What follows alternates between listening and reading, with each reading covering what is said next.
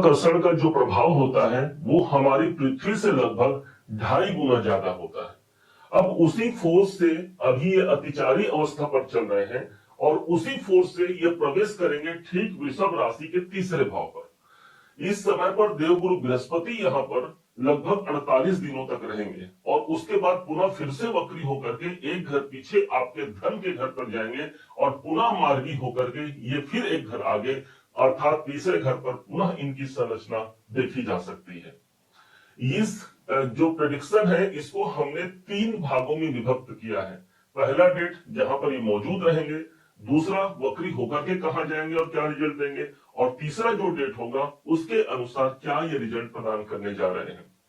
गुरु के प्रभुत्व को यदि देखना है तो इस बात से अंदाजा लगाया जा सकता है कि इस समय पर स्वयं देवगुरु बृहस्पति को मिलाकर के 5 ग्रह गुरु के ही नक्षत्र पर होंगे, जिनमें से मंगल, बुध और साथ में शनि और राहु जैसे बड़े ग्रह विद्यमान होंगे। एक ग्रह और जुड़ जाता है और वो है चंद्रमा, क्योंकि चंद्रमा की राशि पर ये अपने उच्च के पोजीशन पर प्रवेश कर रहे हैं।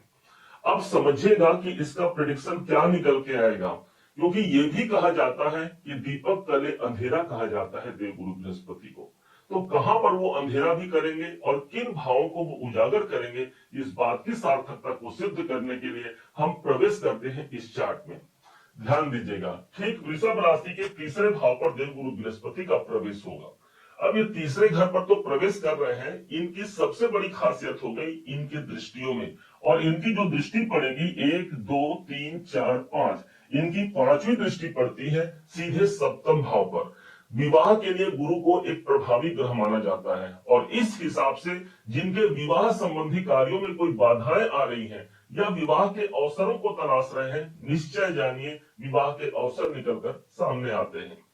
यदि हम अपने दाम्पत्य जीवन में अशांति प्राप्त कर रहे हैं, जीवन साथी या जीवन संगिनी को लेकर के कोई समस्याएं खड़ी हुई है, तो आपके जीवन में गुरु का संरचना पर आना, सप्तम भाव पर दृष्टि देना आपके पार्टनर के लिए एक सही सिचुएशन हो गया, वो भी अपने जीवन में ग्रोथ करा पाते हैं। अब चूंकि सप्तम भाव यहाँ पर जुड़ गया तो बिजनेस वालों के लिए, व्यापार वालों के लिए एक अच्छा पोजीशन हो गया, जहां पर उच्चता से युक्त देवगुरु बृहस्पति का प्रभुत्व हमको पंचम भाव पर, पंचम दृष्टि सप्तम भाव पर मिल रही है। बिजनेस के लिए अच्छा हो गया। हो सकता है कोई बिजनेस पार्टनर आप ढूंढ रहे हैं, आपको आपके लायक कोई पार्टनर मिल जाए। हो सकता है आप एक बिजनेस कर रहे हैं, किसी दूसरे बिजनेस पर आप स्विच करना चाह रहे हैं या फिर उसी बिजनेस को बढ़ाना चाह रहे हैं, निश्चय जानिए गुरु का ये आपको अवसर जरूर देंगे। एक बड़ी बात हो गई कि गुरु की एक दृष्टि पड़ेगी सीधे 11वें घर पर, और एक अच्छी बात हो गई कि यहाँ पर ऑलरेडी शनिदेव विद्यमान है, मतलब गुरु की दृष्टि अपने खुद के घर पर है जो कि लाभ का घर है।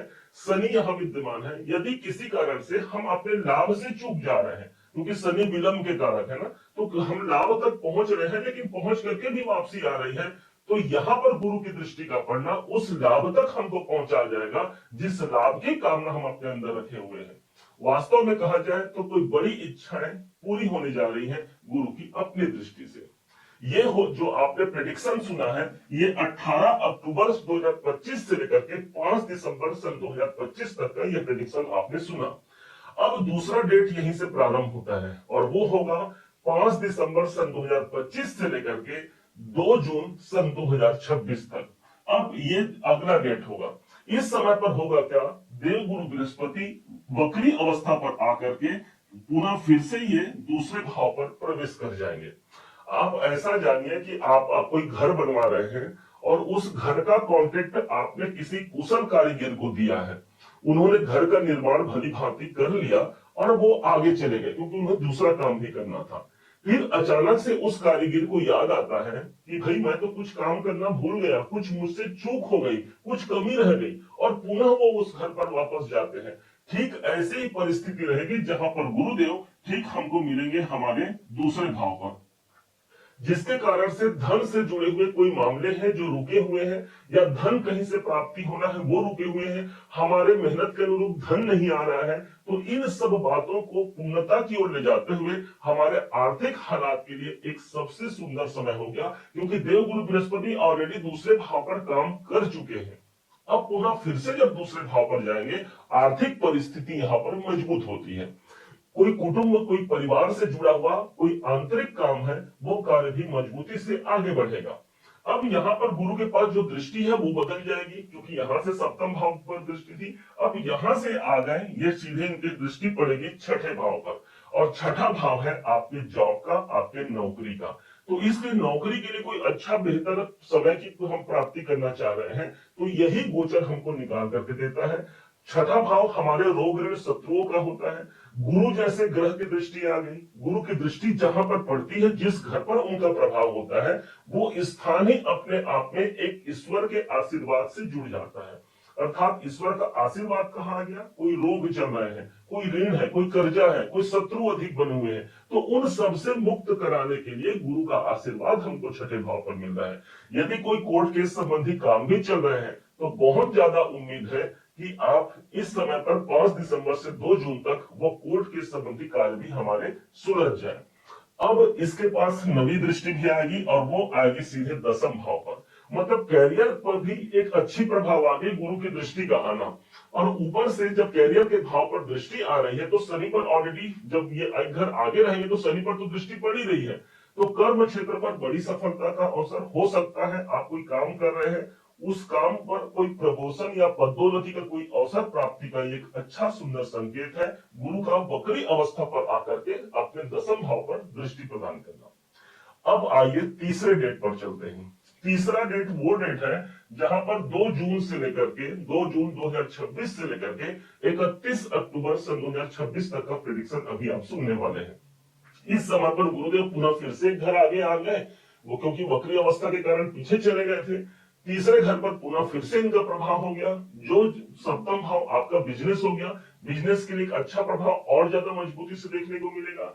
तीसरे घर पर ये विद्यमान रहेंगे। कोई एग्रीमेंट इस समय पर आप पूरा करते हैं, आप मार्केटिंग में हैं, सेल्स में हैं, या फिर सॉफ्टवेयर संबंधी कोई काम करते हैं, ऑनलाइन कोई काम कर रहे हैं, तो इन सब लोगों को विशेष प्रभाव लाभ मिलेगा। तीसरे भाव पर देवगुरु बृहस्पति रहेंगे, क्योंकि इनका प्रभाव 11वें भाव से भी रहेगा, तो हम अपने लाभ के लिए, लाभ प्राप्ति के लिए भाग दौड़ करते हैं, और उस भाग दौड़ के जो एवज में हमको वास्तव में हमको धन की प्राप्ति या लाभ की प्राप्ति जो हम चाहते हैं, वहां तक हम पहुंच पाते हैं। अब गुरु के लिए कहा गया है दीपक तले अंधेरा। इसका तात्पर्य ये हो गया, भाई तीसरे घर पर है देवगुरु बृहस्पति, और तीसरा घर एक विशेष हो गया अपने छोटे भाई बहनों का स्थान। तो दीपक तले अंधेरा का मतलब ये हो गया कि हमसे तो सारा जगत उजियारा है, हमने यहाँ पर लाभ भी प्राप्त कर लिया, करियर भी प्राप्त कर लिया, लेकिन जो हमारी दायित्व है, जो हमारी जिम्मेदारियां हैं, उन जिम्मेदारियों से हम बच रहे हैं। तो यहाँ ये देवगुरु बृहस्पति प्रॉब्लम दे सकते हैं। इसलिए तीसरा घर हमारे छोटे भाई बहनों का होता है, उनके संग अपना संपर्क, अपना संबंध अच्छा रखिएगा। तीसरा घर वो स्थान है जो हमारी यात्राओं को प्रदर्शित करता है।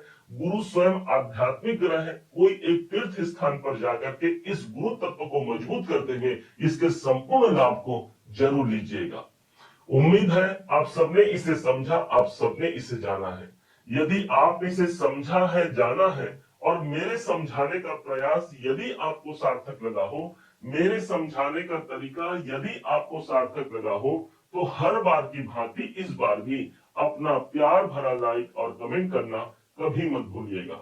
और हाँ, यदि अभी तक आपने चैनल को सब्सक्राइब नहीं किया है, सब्सक्राइब जरूर कीजिएगा। पुनः एक बार फिर आप सभी का दिवस बहुत मंगलमय हो, इन्हीं शुभकामनाओं के साथ।